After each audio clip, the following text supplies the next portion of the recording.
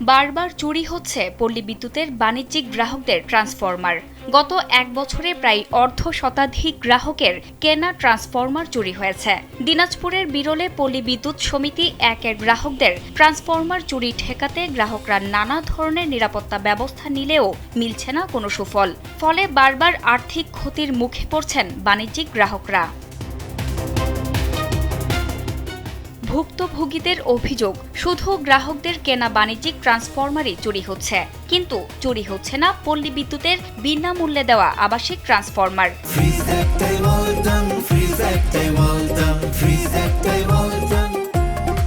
এ ঘটনায় পল্লী বিদ্যুৎ সমিতির অসাধু একটি চক্রের সম্পৃক্ততার অভিযোগ তুলেছেন ক্ষতিগ্রস্ত গ্রাহকরা। অনেক ক্ষেত্রে একই গ্রাহকের ট্রান্সফরমার একাধিকবার চুরি হয়েছে। ট্রান্সফরমার চুরির কারণে ব্যাহত হচ্ছে সেচ কার্যক্রম, ক্ষতিগ্রস্ত হচ্ছে কৃষি ও বিভিন্ন কলকারখানা। পল্লী বিদ্যুতের এই যে সেচের যে ট্রান্সফরমারগুলো এগুলা এত হারাচ্ছে আমার এইদিকে। 25 সালে আমার একটা হারাইছে, 26 সালেও ওই জায়গায় হারাইছে। 25 সালেরটা কিনলাম 45,000 টাকা দিয়ে বাইরে থেকে। আবার এইবার অফিস বলতেছে যে বাইরে কেনার কোনো অনুমোদন নাই। অফিস থেকে আমার 67,000 টাকা বিল করছে। তারপর ডিজেম স্যারকে বলতেছে যে ট্রান্সফরমার পাড়া দিতে হবে। তা আমার 3টা সাবমার্সেল, আমি 3টা সাবমার্সেলের ট্রান্সফরমার কিভাবে পাড়া দিব? গ্রাহকের যে লিচুর বাগান, ধানে বড় ধান, তারপরে হচ্ছে ভুট্টা, এগুলো তো ক্ষতিগ্রস্ত হচ্ছে। আমরা ক্ষতিগ্রস্ত হচ্ছি। প্রতি বছর যদি এই অবস্থা থাকলে আমাদের কি অবস্থা হবে? গ্রাহকদের ভাষ্য, এলাকায় দুই ধরনের ট্রান্সফরমার রয়েছে। একটি নির্দিষ্ট গ্রাহকের নিজস্ব অর্থে কেনা বাণিজ্যিক ট্রান্সফরমার, অন্যটি সাধারণ আবাসিক গ্রাহকদের জন্য পল্লী বিদ্যুৎ সমিতির বিনামূল্যে দেওয়া ট্রান্সফরমার।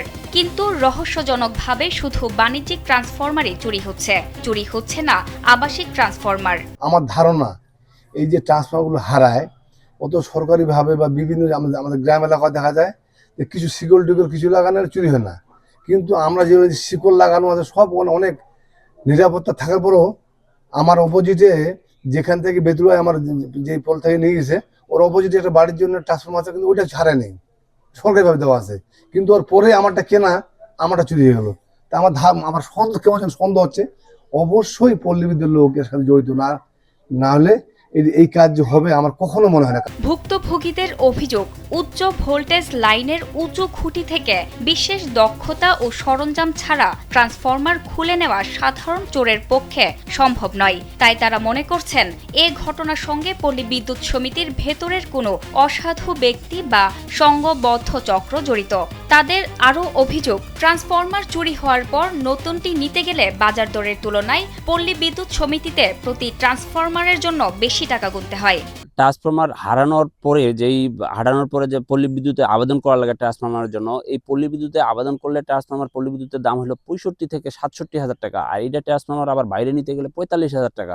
এই ব্যবধানটা কি কারণে এটা তো জানি না। চুরির পিছনে যেহেতু বাণিজ্যিকগুলোই বেশি চুরি হচ্ছে, যে পল্লী বিদ্যুতের কিছু ঠিকাদারি প্রতিষ্ঠানের দ্বারা কাজ করে, ঠিকাদারি লোকদের দ্বারা কাজ করে, আবার ট্রান্সফরমার কোথায় লাগানো আছে এরা মনে করেন যে সাধারণ মানুষ তো জানার কথা না। আবার এখানে 11,000 ভোল্টেজ পোলের উপরে উঠে, এই ভোল্টেজের তার মনে করেন যে পোল থেকে যে বেলের তারটা ছুটানোর পর এরা কাজ করে। তো এইটা তো আসলে সাধারণ মানুষের করা ইম্পসিবল।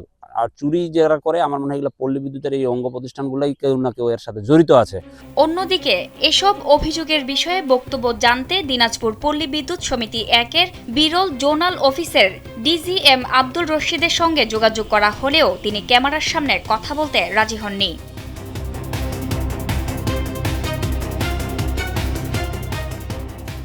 ট্রান্সফরমার চুরি বন্ধে পল্লী বিদ্যুৎ কর্তৃপক্ষকে একাধিকবার অভিযোগ দেওয়া হয়েছে। বিষয়টি আইন শৃঙ্খলা কমিটির সভাতেও তোলা হয়েছে বলে জানান ৬ নং ভান্ডারা ইউনিয়ন পরিষদের চেয়ারম্যান। যেহেতু আবারও এই সমস্যাগুলো সৃষ্টি হয়েছে, আমি পল্লী বিদ্যুতের সঙ্গে যোগাযোগ করে কিংবা অফিসে গিয়ে আমি সমস্যাগুলো বলবো। মূল্য ব্যাপারে আমার বিভিন্ন জায়গায় অভিযোগ পাইছি যে পল্লী বিদ্যুতে ক্রয় করতে গেলে নাকি টাকা বেশি নিচ্ছে এবং বাইরে ক্রয় করলে অনেক সাশ্রয় হচ্ছে জনগণ। এতে আমি এই ব্যাপারে যথাযথভাবে পল্লী বিদ্যুতের ডিজিএমের সঙ্গে কথা বলবো, প্রয়োজনে জিএম সাহেবের সঙ্গে কথা বলে এই যে যথাযথ ব্যবস্থা করার জন্য আমি চেষ্টা করবো ইনশাআল্লাহ। টহল জোরদারের পাশাপাশি ট্রান্সফরমারের সেন্সর প্রযুক্তি, SMS অ্যালার্ট ও সিসি ক্যামেরা সহ আধুনিক নিরাপত্তা ব্যবস্থা চালুর বিষয়ে পল্লী বিদ্যুৎ কর্তৃপক্ষকে পরামর্শ দেওয়া হয়েছে বলে জানান বিরল থানার ওসি। যেগুলো বিভিন্নভাবে চুরি হচ্ছে এগুলো বিষয়ে আইনগত ব্যবস্থা আমরা নিচ্ছি, পাশাপাশি যাতে চুরি না হয় পুলিশ টহল আমরা জোরদার করেছি। সঙ্গে কথা বলেছি যাতে এই ট্রান্সফরমারগুলোতে এখন আধুনিক সেন্সর প্রযুক্তি আছে, তারা যাতে সেটা সংযোজন করে, তাহলে ট্রান্সফরমারের কাজ করার সঙ্গে সঙ্গে গ্রাহকের না পারে কল চলে যাবে বা মেসেজ চলে যাবে, বা আরও কোনো সিসি ক্যামেরা স্থাপন বা আরও কোনো প্রযুক্তি আছে কিনা তারা তাদের সঙ্গে আমি আলোচনা করছি এবং পরামর্শ করছি যাতে কৃষকরা ক্ষতিগ্রস্ত না হয়, ট্রান্সফরমারগুলো চুরি না হয় এবং কৃষকদেরকে সচেতন করার বিষয়ে আমরা কাজ করে যাচ্ছি।